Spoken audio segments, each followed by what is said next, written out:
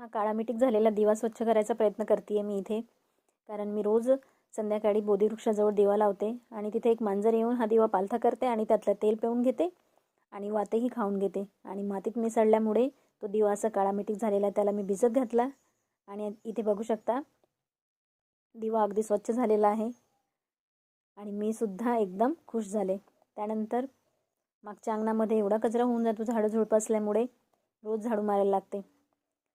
हवा चालत असल्यामुळे धड कचराही गोळा होत नव्हता, तरीही मी न जुमानता आपलं काम चालूच ठेवलं आणि झाडू वगैरे मारून घेतला, कचरा गोळा करून घेतला.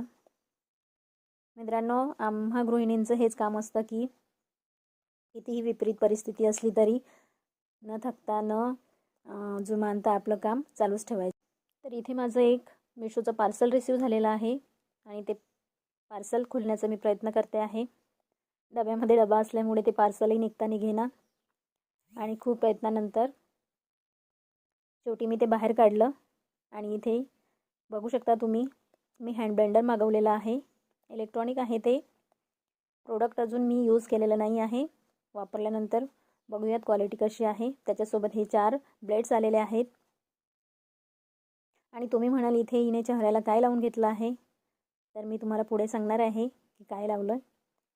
हँड ब्लेंडर वगैरे बघितलं आणि त्यानंतर इथे मी गाजर, बेसन आणि दुधाची एक पेस्ट बनवून घेतलेली आहे. ॲक्ने आणि डार्क स्पॉटसाठी खूप चांगली असते ही पेस्ट. चेहऱ्याला लावायला त्वचासुद्धा ग्लोईंग होते. तर असा होता आजचा दिवस. भेटूया नेक्स्ट व्लॉगमध्ये. व्हिडिओ आवडल्यास लाईक करा, कमेंट करा आणि चॅनलला सबस्क्राईब करायला विसरू नका. थँक्यू.